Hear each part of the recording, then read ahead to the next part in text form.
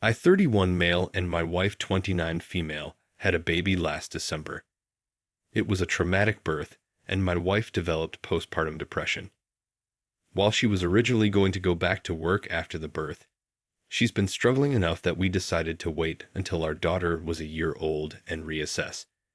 She has been going to therapy weekly. With my wife home full-time, I've had to work increased hours. This is something we discussed prior to making this decision, and she knew this from the start. A few weeks ago, my boss approached me about a project that would require a lot of overtime in a short amount of time.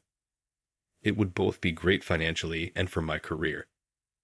I talked to my wife about it, and she agreed that I should say yes to my boss. For the 4 weeks I'd be working on this, my mother-in-law and her best friend, Jessie, 29 female, name changed, would come help out with some of the duties that I typically do. Jessie is a sham with a 4-year-old and a 2-year-old. She began coming over during the day and would watch the kids with my wife. 3 weeks into the project, it became clear that we'd need a few more weeks to get it together. I went home that night and talked to my wife about it. She said she was okay with it, but got very cold in the days after. It wasn't unusual behavior over the past few months, so I didn't think much about it and tried not to take it personally. During the last week of the project, I got home one night and saw that Jessie was still at the house. I didn't think much about it, said hi to her and my wife, and then went to go check on our daughter. Before I could get to her room, I heard Jessie say something along the lines of, "He doesn't even stop to greet you. Definitely a sign." I turned around and asked what it was a sign of. Immediately, my wife started crying and Jessie started accusing me of having an affair. She told me that I must hate my wife because she has PPD and am not attracted to her because she gained weight from the pregnancy. Neither of these things are true. I'm trying my best to help my wife through her PPD while supporting our family. And I think she looks great how she is right now. She just hasn't wanted to have X, and I haven't pushed. Jessie then demanded to see my phone. I told her no. She told me that's a sign that I'm guilty. I told my wife that I would let her see my phone if she wanted to. She nodded, and something inside me broke. I guess it was the thought that she actually believed I was having an affair really got to me, and that she didn't trust me after everything we've been through. Well, she looked through the phone and there was no evidence. Jessie started saying that I deleted the evidence. She started screaming and woke up our daughter, so I told her to get out of the house. Eventually, she left, and I went to calm our daughter since my wife was still on the couch crying. When my daughter was asleep again, I sat down by my wife and tried to talk to her about what's been happening. She told me that she's been worried ever since I started working all the overtime. I told her that we talked about how good of an opportunity it was, and she agreed to letting me take on this project. She said it was very suspicious to increase the length of the project. I told her that sometimes that happens. She wanted more evidence, so I showed her messages and emails with timestamps from work and pay stubs showing the OT. She said she believed me and was sorry for doubting me. It was just that Jessie had been telling her that these were all signs that I was cheating. I asked her why she believed Jessie more than me and why she didn't come to me with her concerns. She didn't have a real answer. It's been a couple weeks and the project is over. I actually scaled back and am trying to work a little less than I was before the project so I can spend more time with my wife and daughter. But I feel still burnt out trying to do everything and becoming resentful because in the back of my mind, I know that my wife doesn't trust me. I asked myself, what happens the next time I have a project? Or I have to run errands one day? Or if I have a business trip, am I going to come back every time to accusations that I'm cheating? I've tried bringing it up a couple times, but my wife tells me it's not the time and that she's tired or sad. I try to be mindful of her feelings, but I wonder if that means that I can never have any of my own. I'm not sure what to do here. Any advice for how I can move forward? Update 1. Thank you to everyone for all of the advice and support on my previous post. I think a lot of you pointed out what should have been obvious, that I need to get a therapist and start looking after my own mental health. A couple people asked for an update, so I'm giving one, but it's not happy. That night, I approached my wife and told her that I was going to find a therapist. I didn't connect it to her accusations or anything, just said that I was having a tough time and needed therapy. She shrugged and told me to do whatever. Next day, I got home from work and our room and my home office were ripped apart. Things everywhere. Important papers scattered.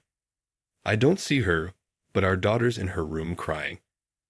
My wife left her alone, her cell phone's off. I call my in-laws and a few friends, but no one's seen her. I'm starting to get worried, and I call my mom to see if she can babysit while I go out and look for her. Before my mom can get home, my wife gets back. Jesse's driving. Jessie doesn't come in. She hasn't been back in the house since I kicked her out because she was offended by my behavior, but my wife does. She's clearly upset, then crying. I ask what happened. I thought at first the house might have been robbed.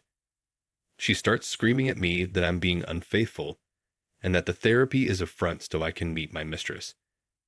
I try to calm her down and tell her that's not true, but she came at me and she hit me. My nose is broken. She kind of realized what she did and sat down on the couch and went comatose, just stared at the wall. I went into my daughter's room and locked the door. Called my mom to tell her what happened. She was already on her way, and my mother-in-law to ask her to come over and take care of my wife. I packed a bag for my daughter, and when my mom got there, we left. My wife didn't even look up. We dropped my daughter off with my dad and then went to urgent care for my nose. I got blood all over my mom's new Subaru. My daughter and I are staying with my parents for a while, and my wife's staying with hers. I am looking into getting a restraining order against Jessie. My wife and I are separating. I love her, but I won't live with someone who hurts me and who could potentially hurt our daughter. I am not going forward with a divorce yet, with the hopes that my wife will get the treatment she needs and we can work things out. My in-laws told me that they're looking at inpatient treatment at a local hospital. But I also have everything well documented in case of an eventual custody battle. My heart's broken because I know this isn't my wife, this is a sickness in her mind. But I need to keep myself and our daughter safe and give her the space to recover. I'm hoping that this is the right decision. Thanks again, everyone. Edit. Thank you all for your feedback. I've talked to my parents after reading your comments and came to the conclusion that for my daughter's protection, I need to file a police report. I am headed to the station now. Update 2. My wife passed on early Monday morning. Convinced by her friend Jessie that I was having an affair that I did not have, she had a mental break, which resulted in my taking our infant daughter and staying with my parents for a while. She was with her parents, who planned on taking her to the hospital for inpatient treatment on Monday. On Sunday night, she came to my parents' house and demanded I give her our daughter. Because she had left her alone for several hours the last time she was responsible for her and had gotten physical with me, I refused. I offered to let her come in and spend time with her while my parents and I were present, but she didn't want to come in and wanted to take our daughter with her. She was upset but left eventually. A few hours later, she drove her parents' car into a tree and died. The friend Jessie came to see my daughter and me yesterday. After some tears, she told me that she was planning to speak at my wife's funeral. She had already cleared it with my in-laws, but was letting me know as a courtesy. I told her she would not be speaking at the funeral. We fought, and she left after telling me that I was an asshole and not the only person who loved my wife. I talked to my in-laws who were adamant that Jessie be allowed to speak. She and my wife knew each other since they were kids, and my in-laws are close to her. We're all very fragile right now, and I fear that pushing this further would hurt my relationship with my in-laws, which I don't want. Still, the thought of seeing Jessie up there at my wife's funeral makes me feel sick. I don't think I can stand to listen to her. Knowing that she took joy in my wife's deteriorating mental health and picked up my wife, leaving my daughter home alone. That being said, I don't trust myself to make the best decisions right now. My mind's clouded by grief, guilt, and fear. My parents are split on what to do, and I don't have the energy to reach out to my friends. So I'm coming here again to ask for your advice. Story 2. My husband-to-be wants everyone to know I'm not pure. It's exactly what the title says. I've been with my fiancé for 6 years and engaged for the past 8 months.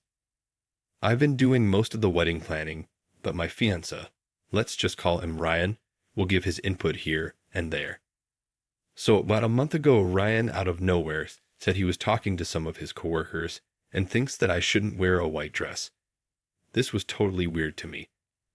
Ryan is a very artistic guy, so I figured this was more about how the photos would turn out or something along those lines, but I'm set on wearing white. I told him this, and I could see that he was annoyed, but he let it go.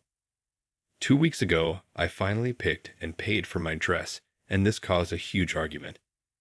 Ryan again came to me very annoyed. He asked to see the dress I picked, but I said no because I wanted it to be a surprise for our wedding day. He asked me to at least tell him what color it was, and when I said white, he threw a fit. I honestly do not see why this was a big deal. Almost everyone wears white on their wedding day. When I asked him what color he thought I'd be wearing, he told me I should wear red. Again, this was super weird to me.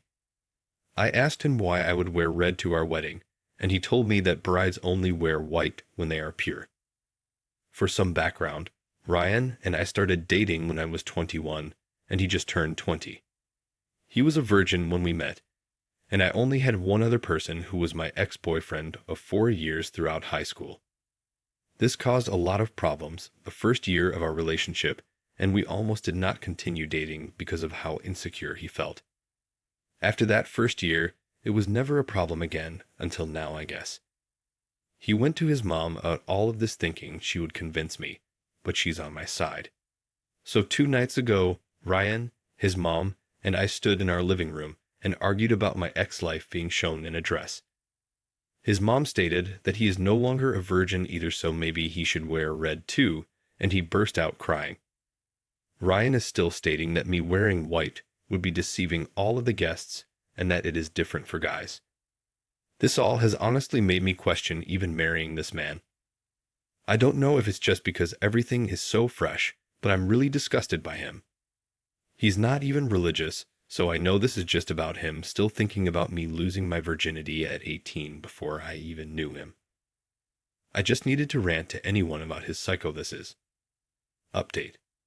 What do I wear on my first date in 6 years? I'm in my late 20s and just broke off an engagement. This is going to be my first date in many, many years. We're going to a nice waterfront seafood restaurant in North Carolina. It's a beach, but also November, so I have no idea what would be appropriate.